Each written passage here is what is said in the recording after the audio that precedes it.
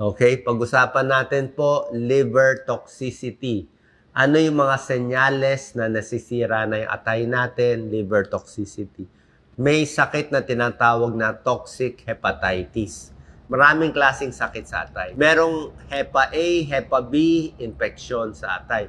Pero ang topic natin ngayon, toxic hepatitis. Ibig sabihin, may chemical, pwedeng alak, pwedeng over-the-counter medicine, pwedeng mga gamot, pwedeng mga herbal, pwedeng supplement, pwedeng vitamins na pag nasobrahan, nakakasira ng atay. Kaya meron ding sintomas yan. Ano tong 8 warning signs na toxic na yung atay natin, nasisira na? Baka na-overdose ka na sa vitamins, sa gamot, o sa alak na hindi pa natin alam. Naninilaw ang mata. Jaundice. Kaya lagi namin tinitingnan bilang doktor. Pag nakita mo, madilaw lahat to, minsan madumi lang ang mata. Kung medyo madumi lang na grayish, okay lang yon. Pero pag madilaw lahat, ibang usapan yan. Pati yung ihi, nagbabago din yung color. Usually, mas dark din yung ihi. So, masakit sa may tiyan, sa may kanan, pataas. Yan ang lugar ng liver, right upper. Kung ito ang tiyan, ito dibdib, ito puso, ito kanan. Baka lang nakabaliktad sa cellphone nyo. So itong kanan, nandyan lang liver, toxicity, liver abscess, gallbladder, nandyan. Pag gitna, usually ulcer. Pag dito sa may kanan, usually appendix. Sa baba, UTI. Okay? Yung mga may liver toxicity, minsan may rashes naglalabas. Okay, minsan nangangati ang kamay, sabihin hindi na may metabolize yung mga dumi. Ang trabaho kasi ng liver natin, tinatanggal niya yung mga dumi. Kung meron tayong alcohol na ininom, siya ang nag-aalis niyan sa katawan. May chemical, may gamot, o kahit may supplement. Ngayon, let's say uminom ka ng isang tableta na sobrahan ka. O, kailan lalabas ang sintomas? Minsan, ilang araw lang, maninilaw na. Minsan, ilang buwan.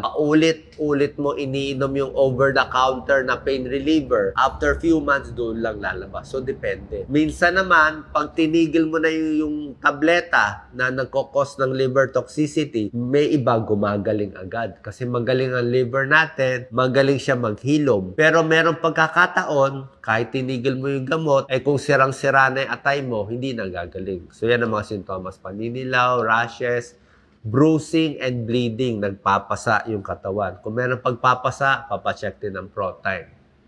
Pag may liver toxicity, nasusuka, sumusuka, walang ganang kumain, napapagod, minsan nilalagnat, hindi makatulog, namamayat. Pag matagal na ang sira sa atay, doon pa lang nagmamanas at lumalaki ang tiyan. Medyo matagal-tagal pa. Meron din pag medyo matagal na liver cirrhosis, liver cancer, meron din ibang sintomas, medyo matagal to bago lumabas.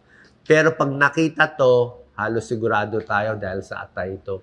May sira atay. Tingnan ng kamay. Pag may namumulang kakaiba, pulang-pula, palmar erythema, sign of liver disease. Sa dibdib, tingnan lagi ang dibdib. Pag may nakikitang, actually, maliit lang to. Siguro mga 2 cm, ganyan lang kalalaki yan. Parang may spider. Pag pinisil mo, nawawala, tapos lalabas ulit. So, healthy liver, dahil sa alak, gamot, o whatever na nainom mo, pwede mag-fibrosis, masisira, pwede mag-cirrhosis, delikado. So, ano tong mga nakakasira? Tulad na sinabi ko, may gamot. Yung mga over-the-counter na iniinom, pwede yan mga sira. Minsan, dahil naghalo-halo ang gamot mo, dami mo iniinom. Minsan, ang tagal na pag-inom mo, konting sakit ng katawan, puro ka over-the-counter. Minsan, umiinom ka na ng gamot, sinabayan mo pa ng alak. Yun ang reason kaya na-overdose.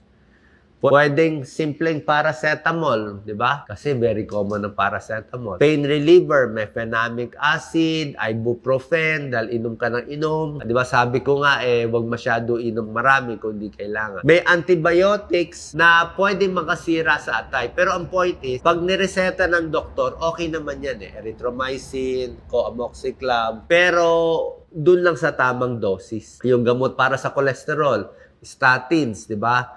2 to 3% pwede rin makasira sa atay. Pero sa tamang doses, low dose, okay lang. Ang point ko, baka ipagsabay-sabay nyo meron ka ng gamot na antibiotic, meron ka pang pain reliever, meron ka pang paracetamol, meron ka pang supplement, may mga supplement nakakasira sa atay, meron ka pang vitamins, ang dami ng trabaho ng atay mo. Sinabayan mo pa ng alak, doon nagli-liver toxicity. Lalo na pag pinagsabay sa alak, na-overwork yung atay. Kaya nagkakaroon ng sintomas. Yan po ang delikado dyan. So, bawas alak or tigil alak better. Kailangan maraming tubig iinumin, 8 to 12 glasses of fluid. Pwedeng tubig, pwedeng juice, pwedeng tsaa. Bakit kailangan maraming tubig? Kasi sinabi ko sa inyo, maganda sa tiyan, maganda sa UTI. O, pwede ka ba mabuhay konting tubig? Okay lang mabuhay. Kaya mo mabuhay ng 3 basong tubig sa isang araw. Pero sa akin, delikado. Di pa kayo nakatry ma-kidney stones.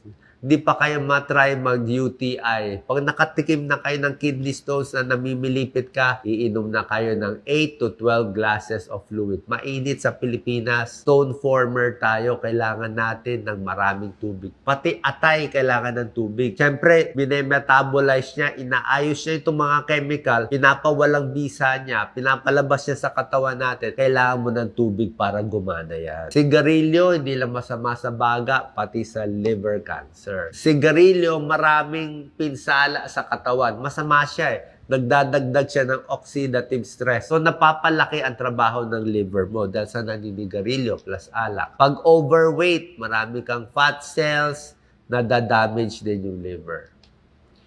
Pag malakas kumain sa gabi, di ba? Nape-pressure, paano? Ang dami mo kinakain eh. Kailangan matutulog ka na. Marami kang kinaing oil, prito, margarine, di ba?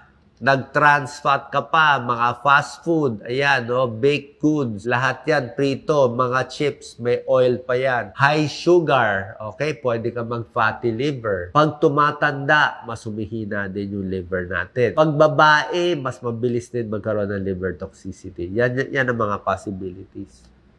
Okay, so iwas dyan. Ito mga healthy foods para sa atay natin. Kumain ng malinis, ayan, exercise, stay hydrated. Meron din mga industrial exposure, mga chemicals na binabantayan natin.